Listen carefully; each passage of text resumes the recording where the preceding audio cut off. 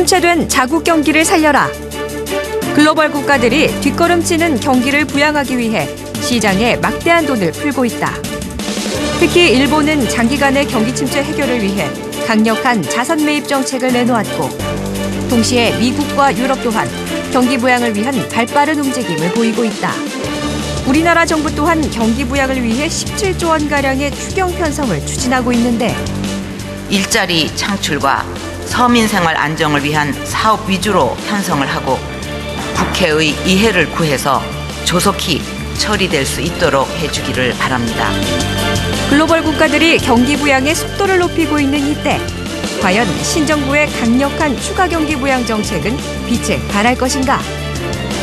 정부의 추가 경기 부양 정책을 진단하고 경기 부양과 주식 시장을 전망한다. 예, 이슈 진단 시간입니다.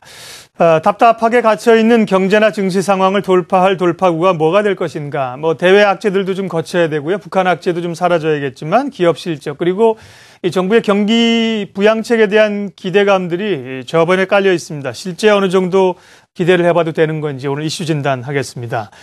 대외경제정책연구원 국제금융팀 허인 팀장님 함께하겠습니다. 어서 오십시오. 네, 안녕하십니까.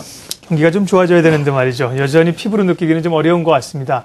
그런 가운데 오늘 금통위가 금리를 내릴 걸로 봤는데 금리를 동결했습니다. 네, 그렇습니다. 어떻게 해서 금리를 이제 동결한 그 배경이 무엇인지, 또 향후 인하 가능성, 오늘 동결한 거에 대해서는 어떻게 평가하시는지요, 팀장님? 예, 일단 그 북핵 위험 때문에 그 외국인 자금 유출 문제가 있었던 것 같습니다. 그러니까 예. 금리 인하를 하게 된다면 채권 시장으로부터의 외국인 자금 유출이 좀 더 심화되지 않을까라는 우려가 있었던 것 같고요. 그리고 사실 이것과 관련해서 작년 연말부터 이제 원화 강세 흐름을 보였을 때 당시에는 원화 강세 흐름 때문에라도 이제 금리를 인하해서 우리가 통화 정책의 밸런스를 맞춰야 되는 것이 아니냐라는 얘기가 있었는데요. 네. 최근에 북핵 위협 때문에 그 통화 절하 움직임이 계속 강하게 발생하고 있기 때문에 환율 상승이죠, 그러니까. 예, 환율 상승으로 인해서 이러한 그 환율 하락 압력은 많이 완화된 것 같고요. 그리고 이제 금리를 인하하게 된다면 이제 그 가계부채 문제 같은 것들이 좀 더 커질 수 있기 때문에 이런 문제가 기준금리를 결정하는 데 있어서 부담이 됐던 것 같습니다. 그리고 이제 최저 레벨이었던 2.25%와 지금의 수준과 비교하면 이제 겨우 0.5% 수준만 높은 상황이기 때문에요. 요번에 인하를 하게 된다고 그런다면 추가적으로 인하를 해서 할 수 있는 그 통화 정책의 움직임이 굉장히 한계가 다다라온다. 이런 것들도 이제 문제가 됐을 것 같고요. 앞으로 이제 한은의 경기 전망을 보신다면 이제 상저하고 흐름은 계속 유지하고 있는 것 같습니다. 상저하고 흐름을 계속 유지하고 있는 것으로 전망을 하고 있기 때문에 지금 금리 인하랑 통화 완화를 통해서 경기 정책을 하는 것보다는 좀 한 번 더 기다리겠다라는 것이 한은의 입장인 것 같습니다. 네. 시장에서는 주식시장이나 채권시장이나 금리 인하를 어느 정도 기정사실을 하고 있었기 때문에 금리 동결하니까 조금 당혹스러워하고 주가도 부정적인 영향을 미치니까 왜 이런 어떤 스탠스를 취하냐 이랬는데, 우리 허 박사님 말씀 들으니까 또 충분히 동결할 만한 그런 이유들을 금통위에서 가지고 있었던 것도 같습니다. 예. 자, 박근혜 정부가 출범하면서 이제 경기가 안 좋은 상황이기 때문에요. 경기 활성화를 위한 그 대책들을 발표를 했습니다. 올해 경제정책 방향을 얘기를 했던 것이죠. 그리고 4월 1일 곧바로 이 부동산 활성화 대책이 나왔는데요. 네, 그렇습니다. 부동산을 통해서 경기를 살리려고 하는 건 조금 위험한 발상이다, 이런 지적도 있다 그럽니다. 그건 어떤 이유입니까? 결국은 이제 가계부채 문제이지 않을까 싶습니다. 네. 지금 현재도 우리나라 가계부채 문제는 이제 그 가계부채 부담 수준은 굉장히 높은 상황이고요. 이런 것들이 이제 부동산이 활성화된다 그런다면 가계부채가 더 늘어나게 될 것이고, 이런 것들이 우리나라 그 거시 건전성을 위협할 수 있는 요인이 되지 않을까라고 우려를 하는 목소리인 것 같습니다. 그런데 이제 기본적으로 이제 그 건전성 지표라고 우리가 얘기하는 그 론투밸류, LTV 규제나 DTI 규제 같은 경우는 이제 대부분 이제 거의 모든 규제가 거시 건전성을 유지하는 데 필요하다라고 이제 그 학자들이 많이 얘기하는 규제들인데요. 이 두 규제 같은 경우에는 뭐 거의 대부분이 유지되는 그런 모습입니다. 그래서 필요한 규제는 유지하고 있는 상황이고요.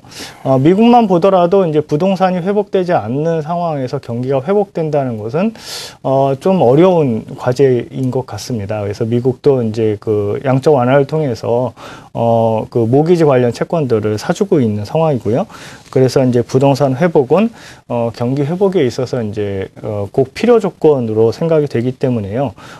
뭐 과도한 부동산 버블을 일으키는 것이 아니라면 가계부채 문제를 더 크게 만드는 것이 아니라면 부동산 경기 회복은 전체 경기 회복을 위해서는 필요한 예. 과제인 것 같습니다. 그러시군요. 예. 추경 규모가 대략 한 17조 원으로 알려지고 있습니다. 이제 추가 예산을 짜는 거죠. 추가 경정이라고 하는 건데, 뭐 그건 덧붙인다는 얘기니까요. 추가 예산이 17조 정도를 해서 경기 부양에 적극적으로 힘쓰겠다는데, 17조 원이라고 하면은 우리 그 경제 규모에 비해서 어느 정도인가요? 예, 우리나라 GDP 대비해서 한 1.5% 정도 수준입니다. 네. 이제 뭐 비교적 가감한 이제 추경 규모인데요. 이런 것들을 통해서 정부 부채가 이제 급작스럽게 증가하는 문제만 없다고 한다면 이게 적절한 정책으로 보여집니다. 이제 왜냐하면 뭐 작년에 경제 성장률 수준도 2% 선에서 굉장히 낮은 수준이었고요. 올해 상반기에도 보시면 1, 2월 달에 지금 이제 거시경제 지표들이 그렇게 좋은 편은 아닙니다. 그래서 뭐 한은의 전망에 따라서 뭐 하반기에 따라서 올라갈 가능성이 있겠습니다만 올해 전체적인 전망은 이제 기재부에서는 2.3%를 내놓고 있고 한은은 이제 오늘 수정을 해서 2.6%를 내놓고 있기 때문에요. 우리나라 잠재 성장률 수준이라고 생각되는 그 3% 이제 중반 그것과 비교한다면 굉장히 낮은 수준을 계속 유지하고 있기 때문에 경기 부양 정책을 통해서 하반기라도 경기를 좀 활성화시키겠다라는 것은 필요한 정책이 아닌가 싶습니다. 네. 근데 이제 신정부에서 지금 복지에 대해서 돈 쓸 때가 많지 않습니까? 예, 그래서 그렇습니다. 추가적인 예산을 편성한다고 하는 게 이게 효율적으로 경기 부양으로 해서 쓸 수 있는가라는 좀 궁금증도 드는데 17조 원을 새롭게 예산을 편성하면 주로 어느 쪽에 쓰게 되는 건지요. 그리고 이걸 통해서 우리가 경기 부양책이 조금 피부로 느낄 수 있는 가시화되는 시점은 언제쯤으로 예상을 하세요? 뭐 정부의 발표에 따르면은 이제 그 일자리 창조를 하는 데 있어서 네. 가장 큰 이제 방점을 두고 있습니다. 그러니까 좀 더 장기적인 소비 진작책이라고 보시면 될 것 같습니다. 이제 정부 지출을 통해서 일자리를 만들어서 이게 임금으로 개인들한테 지급이 되도록 함으로써 소비가 일어날 수 있도록 하는 것이고요. 보통 일반적으로 정부 정책의 효과는 보통 뭐 이제 짧게는 이제 한 분기, 길게는 두 분기 정도로 보고 있습니다. 그러니까 올해 4, 4분기 정도에는 이제 적극적으로 재정 부양을 한다고 그런다면 4, 4분기 정도에는 그 효과가 나타날 수 있지 않을까 기대해 볼 수 있겠습니다. 예. 새 정부의 경기 부양책 그 내용과 함께 기대 효과들을 살펴보고 있습니다. 대외경제정책연구원 허인 팀장님 함께하고 있고요. 예, 허 팀장님 잠시만 기다려 주시고 저희가 또 기업들에 미치는 영향이 대단히 중요하기 때문에요. 기업 측면에서 이 문제를 좀 살펴보려고 대한상공회의소 거시경제팀의 손영기 팀장님은 전화로 인터뷰 요청을 좀 했습니다. 손 팀장님 나와 계시죠? 네, 안녕하세요. 네. 자, 경기부양책 얘기하기 전에 우리가 지금 수출 의존도가 굉장히 높은 나라인데 환율 영향 때문에 최근에 엔화는 약세로 가고요. 우리가 상대적으로 강세여서 기업들이 타격이 클 것 같습니다. 특별히 중소기업들. 어느 정도 현장에서 피부로 느끼고 있나요? 네, 최근에 그 원화는 북한 리스크 등으로 이제 강세가 다소 완화되었지만 그 대규모 일본의 그 양적 완화로 엔저는 이제 계속 죽이지 않습니까? 그래서 지금 현재 그 수출 기업들이 원고 엔저로 인한 피해는 크게 이제 환차손을 입는다든지 또 재산성이 이제 악화되면서 운전 자금이 부족하다든지 또 수출 가격 경쟁력이 약화되면서 물량이 감소한다든지 이런 이제 피해를 입고 있는 것으로 그렇게 이제 나타나고 있고요. 그리고 이제 대부분 말씀하셨듯이 이제 대기업보다는 그 환위험 관리 능력이나 경쟁력 면에서 취약한 그 수출 중소기업이 좀 더 많은 피해를 입는 것으로 이제 나타나고 있습니다. 그래서 이제 업종별로는 이제 거의 이제 그 모든 업종에서 기업이나 그 업종에 따라서 조금 차이는 있겠지만 피해를 입고 있다고 이제 보면 될 것 같습니다. 그래서 이제 특히 이제 엔저가 지속되면서 일본과 경합 관계가 큰 자동차라든지 기계, 전기전자는 이제 엔저가 지속될수록 피해가 예상이 되고요.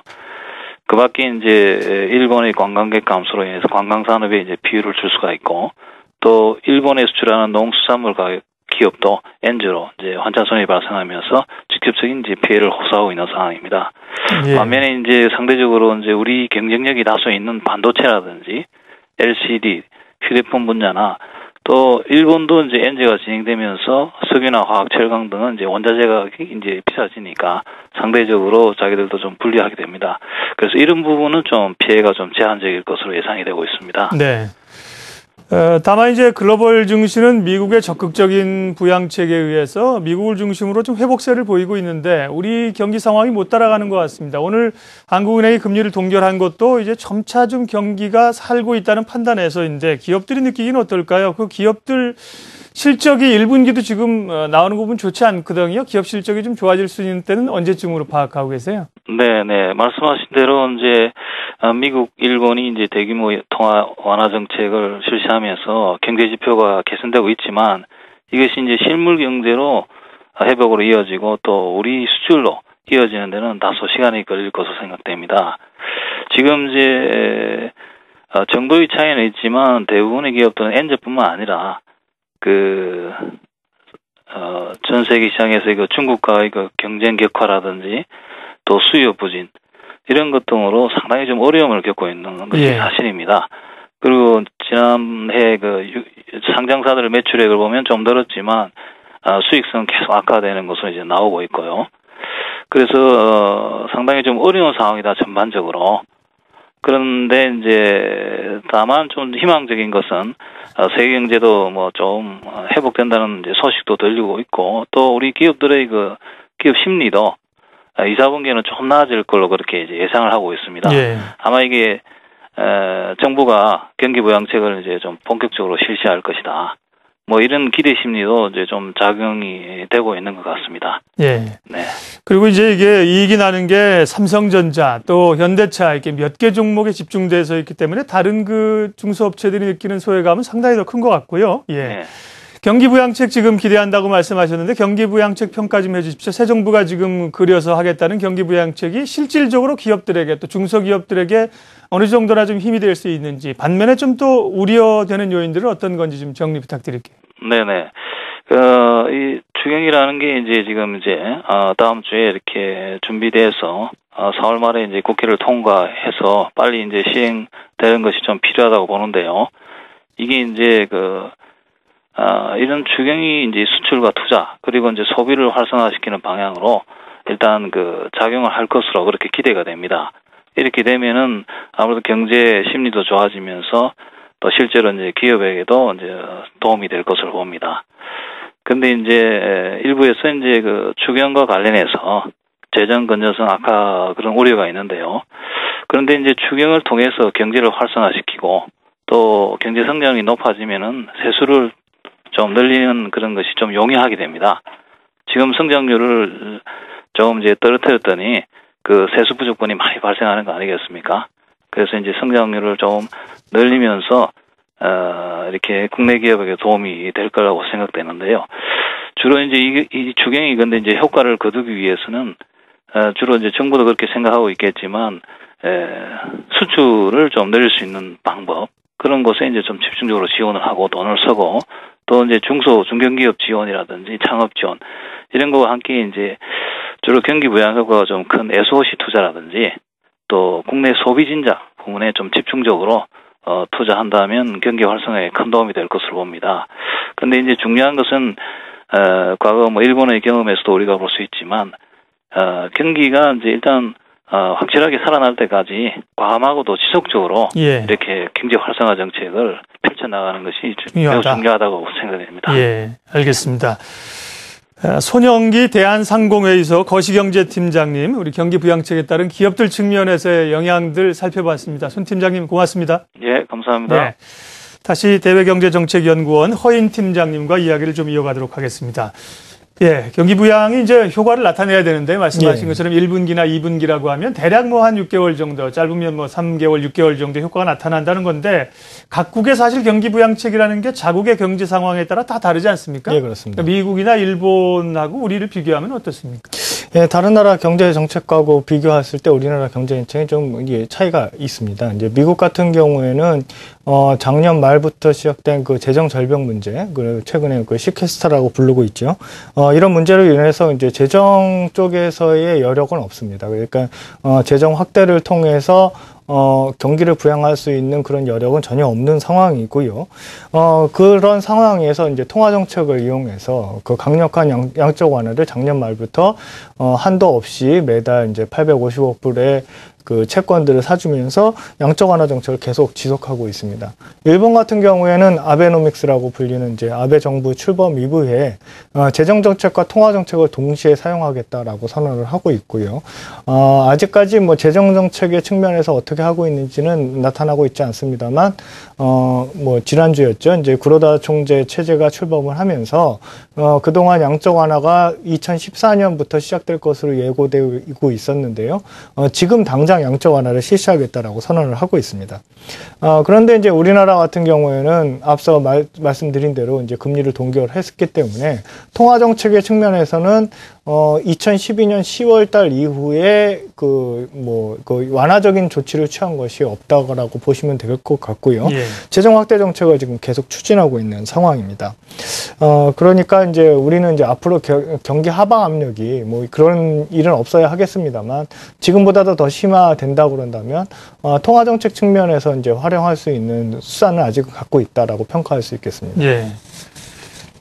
물론 지금은 이제 경기를 좀 살리는 게 우선적인 과제이겠습니다만은 이렇게 추경과 함께 경기 부양책을 통해서 나중에 또 물가를 건드리는 것 아니냐. 오늘 금토일가 금리 동결한 것도 사실은 그 물가 상승 압력 하반기에 좀 부담된다는 얘기를 했거든요. 그런 점에서 소위 나타날 수 있는 뭐 인플레이션이라든지 이런 우려는 크게 안 해도 됩니까?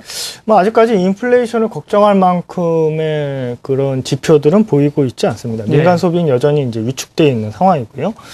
그리고 이제 환율 문제가 이제 우리나라 원화가 이제 환율이 올라가게 되면은 우리 수입 물가가 올라가기 때문에 이런 문제가 될 수 있는데 아직까지는 뭐 그렇게 악화돼 있는 수준이라고 보기는 어렵습니다. 지금 환율이 이제 그 북핵 문제 때문에 많이 올라와 있습니다만 이것은 뭐 작년 하반기 수준의 정도의 수준이지 평가절하가 굉장히 심하다라고 생각하기는 좀 어려운 것 같고요.